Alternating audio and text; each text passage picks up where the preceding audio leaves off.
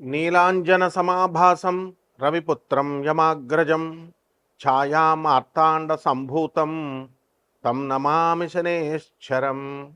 ఓం శ్రీ జగద్గురవే నమ. జగద్గురువైనటువంటి శనీశ్వర మహారాజ్కి జై హో.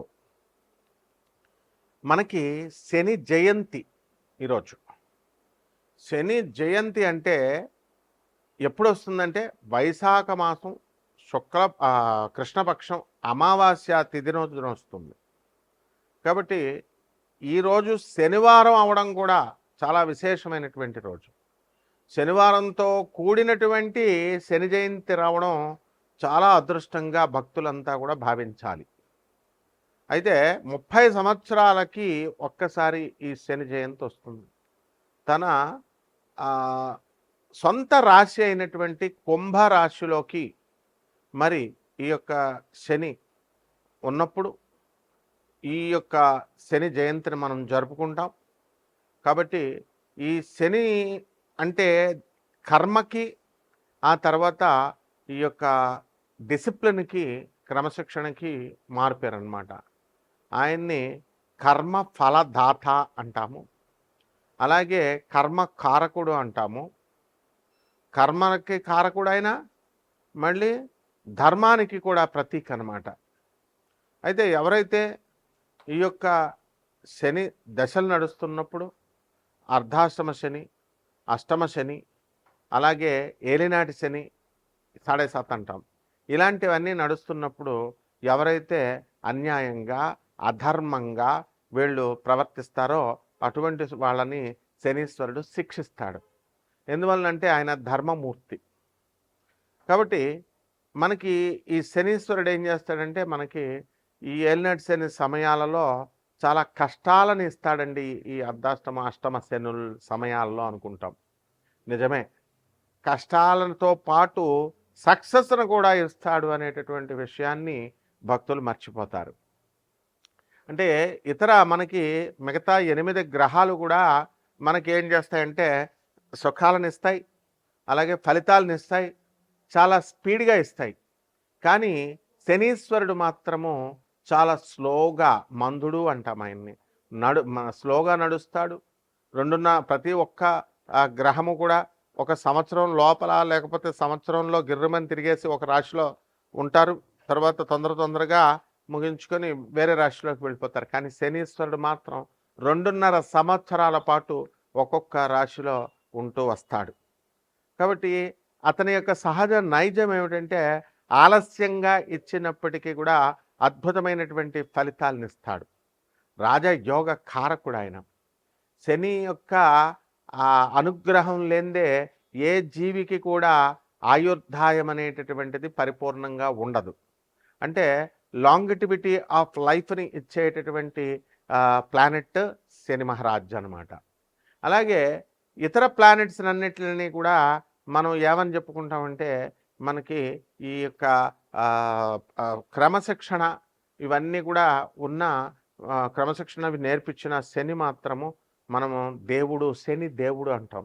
మిగతా ప్లానెట్స్ని మామూలుగా గ్రహాలు అని అంటాం, కుజగ్రహము, బుధగ్రహము ఇలా అంటాం. కానీ శనిని మాత్రం దేవుడు అంటాం. ఈ యొక్క శని తన మాతృభక్తి చాలా ఎక్కువ, ఛాయాదేవ తన తల్లి అయినటువంటి ఛాయాదేవి పట్ల. ఆ విధంగా ఎవరికైతే శని బ్రహ్మాండంగా ఉంటుందో, ఉచ్చస్థితిగతుల్లో ఉంటాడో శని, మరి తులారాశి, వృషభ రాశి లాంటి స్థానాల్లో, మకరం, కుంభం లాంటి స్వక్షేత్రాలలో ఇలా ఉన్నప్పుడు ఆ యొక్క జీవికి తను మాతృభక్తిని కలిగిస్తాడు.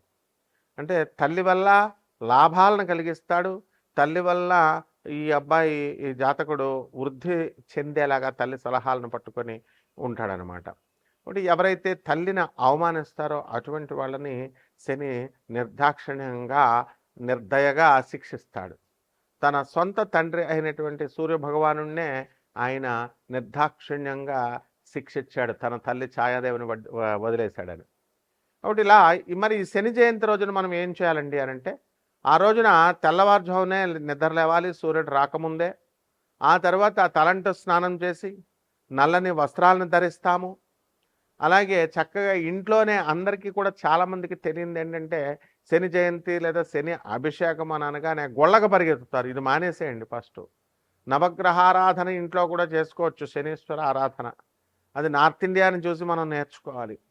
అందువలన శని యొక్క ప్రతిమని కానీ, శని యొక్క ఫోటోని కానీ, మన విగ్రహాన్ని కానీ ఇంట్లో పెట్టుకొని మనము ఆ రోజున చక్కగా పూజా మందిరం దగ్గర కొన్ని బియ్యం వేసి దానిపైన చక్కగా తమలపాకు వేసి దానిపైన ఈ శనీశ్వరుడి యొక్క విగ్రహాన్ని మనం ఏర్పాటు చేసుకున్న తర్వాత మనం ఏం చేయాలంటే మస్టర్డ్ ఆయిల్ అంటే ఈ యొక్క ఈ నూనె ఏంటది, ఈ యొక్క ఆవాల నూనె లేదా సీసమే అంటే నువ్వుల నూనెతో మనము ఈ యొక్క సీసేమ్ సీడ్స్, నువ్వుల గింజల నుంచి తీసినటువంటి ఈ యొక్క నువ్వుల నూనెని వెలిగించితో దీపారాధన చేయాలి శనీశ్వరుడికి. అలాగే నువ్వుల నూనెతో ఆ యొక్క విగ్రహానికి శనీశ్వరుడి యొక్క నామాన్ని జపిస్తూ మనము ఈ యొక్క బీజమంత్రాలను కూడా ప్రామ్ అనేటటువంటిది శనీశ్వరుని యొక్క బీజము, మరి ఓం ప్రాం నమః అంటూ ఓం ప్రాం ప్రీం అట్లా చెప్పుకుంటూ శనీశ్వరాయ నమః అంటూ మనము శనీశ్వరుడికి అభిషేకం, తైలాభిషేకం చేస్తాం. అలాగే ఈ రోజున వికలాంగులకి, పేదవారికి, సాధువులకి, తర్వాత ఈ యొక్క అనాథలకి కనుక దాన ధర్మాలు ఎవరైతే చేసుకుంటారో శని జయంతి రోజున, ఆ రోజున విపరీతమైనటువంటి పుణ్య ఫలము ఈ చేసినటువంటి వాళ్ళకు వస్తుంది. మిగతా రోజుల్లో చేసేది వేరు, శని జయంతి రోజున చేసేటటువంటిది చాలా అద్భుతమైనటువంటి ఫలితాలను ఇస్తుందన్నమాట. అలాగే శని రాజ్యాధికారాన్ని ఇస్తుంది కాబట్టి శనికి ఎవరైతే రాజకీయ నాయకులు ఉన్నారో అటువంటి వాళ్ళంతా కూడా మన శనీశ్వరుడికి చక్కగా ఈ యొక్క రాజయోగాన్ని ఇమ్మని చెప్పి ప్రార్థిస్తారు శని జయంతి రోజున. అలాగే ఈ యొక్క శని అభిషేకాలతో పాటు మనకి వీలున్నంత వరకు దాన ధర్మాలు ఇవన్నీ కూడా మనం చేసుకుంటాం. అలాగే చిమ్మిలి ఉండల్ని తయారు చేసి మనం నైవేద్యంగా శనీశ్వరుడికి మనం పెట్టుకోవచ్చు, లేదా బెల్లం ముక్కని నివేదనగా శనీశ్వరుడికి మనం పెట్టుకోవచ్చు. ఈ శని జయంతి రోజున ఓం శనేశ్వరాయ నమః అనేటటువంటి మహామంత్రాన్ని 108 సార్లు మనము జపించవచ్చు అన్నమాట. అలాగే నీలి పువ్వులన్నా, నీల శంఖం పువ్వులన్నా శనీశ్వరుడికి చాలా ఇష్టం కాబట్టి అందరూ కూడా మనకి నీలం రంగు పువ్వుల్ని తీసుకొచ్చి మనము స్వామివారికి సమర్పించాలి.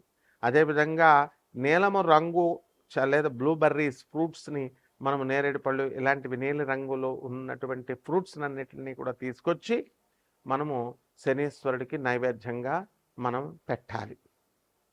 ఈ రకంగా ఎవరైతే కష్టాలను మనకి ఎదుర్కొనేటటువంటి శక్తిని ఈ శనీశ్వరుడు ఇస్తాడు, అటువంటి వాళ్ళందరూ కూడా ఆ కష్టాలని ఎదుర్కొని సక్సెస్ అనేటటువంటి బాటలో వీళ్ళు ముందుకు వెళ్ళాలి. అలా కాకుండా మామూలు ప్లానెట్స్, మామూలు గ్రహాలు ఇచ్చినట్టుగా మనకి సుఖాలు చాలా సునాయాసంగా కష్టం లేకుండా వచ్చిందనుకోండి, దాని విలువ మనకు తెలియదు. కాబట్టి శనీశ్వరుడు ఏం చేస్తాడంటే మనకు చాలా కష్టాలను కలిగిస్తాడు. ఈ యొక్క ఏలినాటి శని సమయంలో యాక్సిడెంట్లు ఇలాంటివన్నీ కూడా జరుగుతాయి. జరిగిన తర్వాత నిరంతరము ఎవరైతే నడుస్తారో, నిరంతరము ఎవరైతే కృషి హార్డ్ వర్క్ చేస్తారో, వాహనాలు ఇవన్నీ వాడకుండా వీలున్నంత వరకు సింపుల్ లైఫ్ని ఎవరైతే లీడ్ చేస్తారో అటువంటి వాళ్ళంటే శనీశ్వరుడికి చాలా ఇష్టం అనమాట.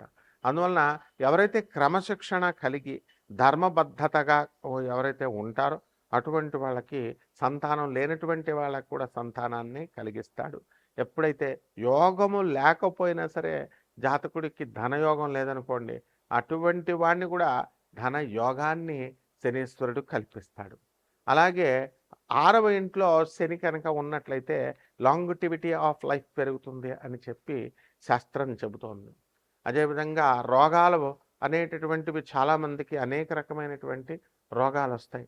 సాధారణంగా డెర్మటాలజీలో మనకి చర్మ సంబంధమైనటువంటి ఈ యొక్క డెర్మటాలజికల్ డిజార్డర్స్ అనేటటువంటివి వస్తాయి.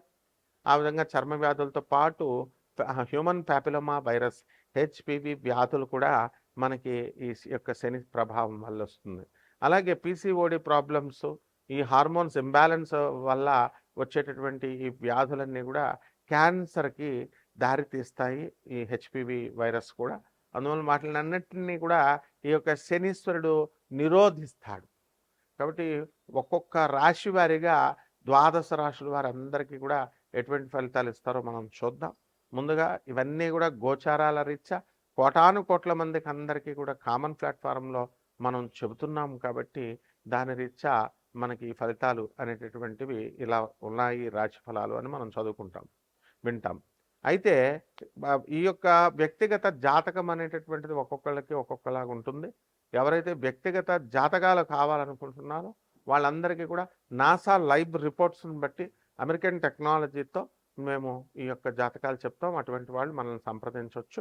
ఒక్కొక్క రాశి వారికి కూడా ఈ శని జయంతికి ముందు ఎలా ఉంటుంది, ఆ శని జయంతి తర్వాత ఈ యొక్క విశేషమైనటువంటి రెమెడీస్ చేసుకున్న తర్వాత ఒక్కొక్క రాశి వారికి ఎలా ఉంటుందో మనం మకర రాశి, ఈ మకర రాశి వారికి అందరికీ కూడా మనకి అష్టమంలో ఉన్నటువంటి కేతుగ్రహం చాలా ప్రమాదాన్ని తీసుకొస్తుంది. అయితే ఈ యొక్క మీనరాశిలో ఉన్నటువంటి శని వీళ్ళని రక్షిస్తూ ఉన్నాడు. లేకపోయి అంటే కనుక ఈ యొక్క కేతుగ్రహ ప్రభావం వలన, అష్టమ కేతుగ్రహ ప్రభావం వలన వీళ్ళంతా కూడా నీరసంగా ఉండడము, తర్వాత అనారోగ్యంగా ఉందని అనుకోవడము, ఏకాంతంగా ఉండడము, ఇక ఆరోగ్యం బాగుపడట్లేదని చాలామంది సుసైడ్లకి ప్రయత్నాలు చేయడము, ఇలాంటివన్నీ కూడా ఎన్నో రకాల అవన్నీ కూడా చేశారు. కానీ ఇప్పుడు మనకి శని చక్కగా సోదర స్థానంలోకి వచ్చిన తర్వాత సోదరుల యొక్క డెవలప్మెంట్ని మనం చూస్తున్నాం. అలాగే వాళ్ళకి కృతజ్ఞత ఉన్నా లేకపోయినా సరే చక్కగా మీరు చేసేది మేము చేశాము మా సోదరులకి అనేటటువంటి ఒక తృప్తి మీకు ఉండడం అనేటటువంటిది జరిగింది. ఇక సినీ సంగీత సాహిత్య రంగాలలో ఉన్నటువంటి వాళ్ళందరికీ కూడా సన్మానాలు వీళ్ళకి కలగడము, ఇలాంటివన్నీ కూడా గౌరవాలు, పురస్కారాలు ఇవన్నీ కూడా జరగడం అనేటటువంటివి జరిగింది. ఇక రైతుల దగ్గరికి వచ్చేసరికి వీరికి అందరికీ కూడా బ్రహ్మాండంగా ఈ రైతులు చేసుకోవడం అనేటటువంటిది జరుగుతుంది. అయితే ధనస్థానంలో ఉన్నటువంటి రాహుగ్రహము మరి వాక్స్థానాన్ని బంధింపజేసి అంతా కూడా ఎక్కువ ఇమాజినరీగా కన్ఫ్యూజన్లో ఉంచుతూ ఊహాలోకాలలో, భ్రమిత లోకాలు, భ్రమయుగాలలో మనకి ఇవన్నీ కూడా ఉంచడం అనేటటువంటివి జరుగుతాయి. కాబట్టి ఈ మకర రాశి వాళ్ళందరూ కూడా భార్యాభర్తల మధ్య కొట్లాటలు, ఫైటింగ్లు ఉన్నటువంటి వాళ్ళు చాలామంది ఉన్నారు. అటువంటి వాళ్ళందరూ కూడా ఆ కోర్టుల్లో కేసులు ఇంకా దగ్గరికి రాలేదు. పెద్ద మనుషుల మధ్యలోనే ఉండి ఇంకా అవన్నీ కూడా కలపకపోవడము, ఇలాంటివన్నీ కూడా జరుగుతున్నాయి. మరి అటువంటివన్నీ కూడా ఒక రకంగా ఒక పరిష్కారానికి రావడానికి అవకాశాలు అధికంగా కనబడుతున్నాయి. సినిమా రంగంలో ఉన్నటువంటి వాళ్ళందరికీ కూడా గౌరవ పురస్కారాలతో పాటు చక్కగా వీళ్ళంతా కూడా ముందుకు వెళ్ళడం అనేటటువంటివి జరుగుతాయి. లాభాల బాటలో నడుస్తారు. కిరాణా వ్యాపారం నుంచి కిరాణా వ్యాపారము, తర్వాత హాస్టల్ వ్యాపారము, బట్టల వ్యాపారాలు, ఇలాంటి వ్యాపారాలన్నీ కూడా మీకు బ్రహ్మాండంగా మీకు కలిసి రావడం అనేటటువంటివి జరుగుతాయి. అధిక లాభాలు మీరు ఆర్జించినటువంటి వాళ్ళు అవుతారు. ఇక ప్రభుత్వ ఉద్యోగాలు ఎవరైతే చేస్తున్నారో అటువంటి వాళ్ళందరూ కూడా టీఏలు అరియర్స్లు అన్నీ కూడా మీకు వచ్చేయడం జరుగుతుంది.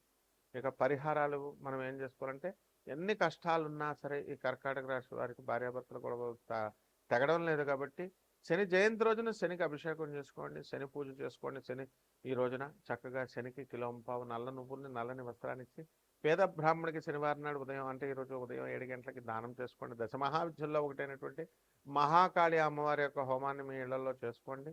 లేదా చక్కగా ఈ యొక్క అమ్మవారిని రావి చెట్టుకి నీళ్లు పోసుకుంటూ బ్రహ్మాండంగా ఓం శనేశ్వరాయ నమః అంటూ జపించుకోవడం ద్వారా మీకు బ్రహ్మాండమైనటువంటి ఫలితాలు మీకు లభిస్తాయి. శుభమస్తు.